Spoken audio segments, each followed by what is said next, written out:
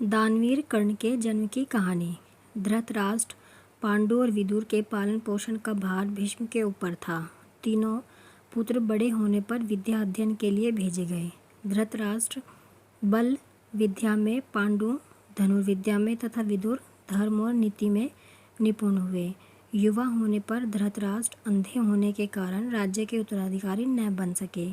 विदुर दासी पुत्र थे, इसलिए पांडु को ही हस्तिनापुर का राजा घोषित किया गया। भीष्म ने धृतराष्ट्र का विवाह गांधार की राजकुमारी गांधारी से कर दिया।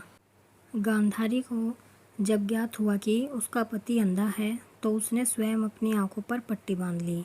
उन्हीं दिनों यदुवंशी राजा शूरसेन की पोषित कन्या कुंती जब युवावस्था को प्राप्त हुई तो पिता ने उसे घर आए हुए महात्माओं की सेवा में लगा दिया। पिता के अतिथि गृह में जितने भी साधु महात्मा ऋषि मुनि आते, कुंती उनकी सेवा मन लगाकर किया करती थी। एक बार वहाँ ऋषि दुर्वासा आ पहुँचे। कुंती ने उनकी भी मन लगाकर सेवा की। कुंती की सेवा से प्रसन्न होकर दुर्वासा ऋषि ने कहा, पुत्री, मैं तुम्हारी सेवा से अत्यंत प्रसन्न हूँ, अतः तुझे एक ऐसा मंत्र देता हूँ जिसके प्रयोग से तू जिस देवता का स्मरण करेगी वह तत्काल तेरे समक्ष प्रकट होकर तेरी मनोकामना पूर्ण करेगा। दुर्वासा ऋषि कुंती को मंत्र प्रदान कर चले गए। मंत्र की सत्यता की जांच हेतु एक दिन कुंती ने एकांत स्थान पर बैठकर उस मंत्र का जाप करते हुए सूर्यदेव का स्मरण किया। उसी क्षण सूर्यदेव वहां प्रकट हुए और बोले, देवी, मुझे बताओ कि तुम मुझसे किस वस्तु की अभिलाषा करती हो। मैं तुम्हारी अभिलाषा अवश्य पूर्ण करूँगा। इस पर कुंती ने कहा, हे देव, मुझे आपसे किसी भी प्रकार की अभिलाषा नहीं है। मैंने तो केवल मंत्र की सत्यता परखने के लिए ही उसका जाप किया है। कुंती के इन वचनों को सुनकर सूर्यदेव बोले, हे कुंती, मेरा आना व्यर्थ नहीं जा सकता।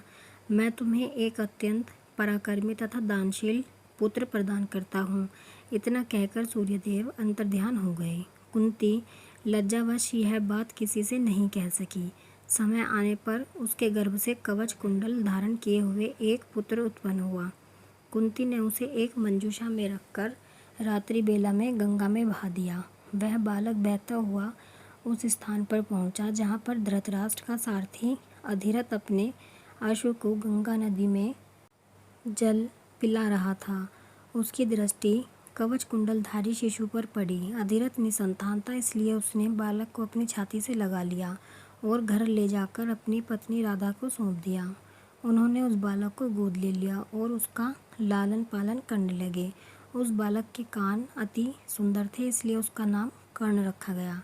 आप कमेंट में ज़रूर बताएं कि आपको ये कहानी कैसी लगी है। अगर आपको कहानी पसंद आई है तो वीडियो को लाइक करें, शेयर करें और चैनल को सब्सक्राइब करें। ऐसी ही कहानियों के लिए आप इंस्टाग्राम पर भी फॉलो कर सकते हैं, उसका लिंक भी आपको डिस्क्रिप्शन में मिल जाएगा।